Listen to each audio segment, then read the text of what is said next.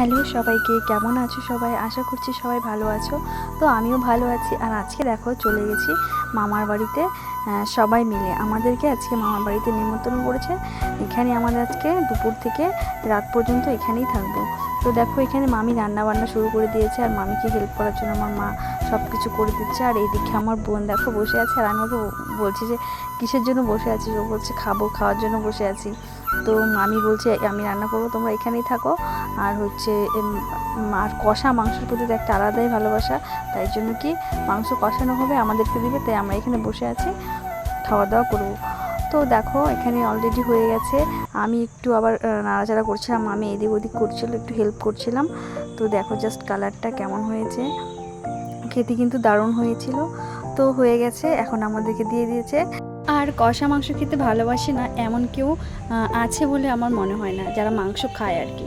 তো যাই হোক, কাঠের জালে রান্না হচ্ছিল, দেখতেই পারলে তোমরা। আর কাঠের জালে রান্না কিন্তু আলাদাই টেস্ট। আর রান্না বান্না কমপ্লিট। দেখো চিংড়ি মাছ দিয়ে পাশাক হয়েছিল, স্যালাড, আর চিংড়ি মাছের একটা তরকারি, আর মটন কষা। তো আর ওইদিকে দেখতে পাচ্ছিল যে আমার মা নারকেল ঝুলছিল, ভাঙছিল। সন্ধেবেলা কিন্তু আরও খাবার দাবারের আয়োজন আছে, মানে পিঠে বানানো হবে। তো দেখো এখানে আমরা খেতে বসে গেছি, আর সারাদিন শুধু খাওয়া দাওয়াই চললো আজকে। মামার বাড়ির আবদার বলে কথা। আসে মামার বাড়িতে যে এফোর্টটা পাওয়া যায় সেটা কিন্তু সব জায়গায় পাওয়া যায় না, সেটা সব দিক থেকে শুধু খাওয়া। তো যাই হোক, দেখো এখানে কিন্তু আবার চাল গুঁড়া করা শুরু হয়ে গেছে, এটা দিয়ে সন্ধেবেলা পিঠে বানানো হবে। তারপর খাওয়া দাওয়া করে ঘরে এসে রেস্ট নিয়ে দেখি একদম বাইরে সন্ধে হয়ে গেছে অনেকটা।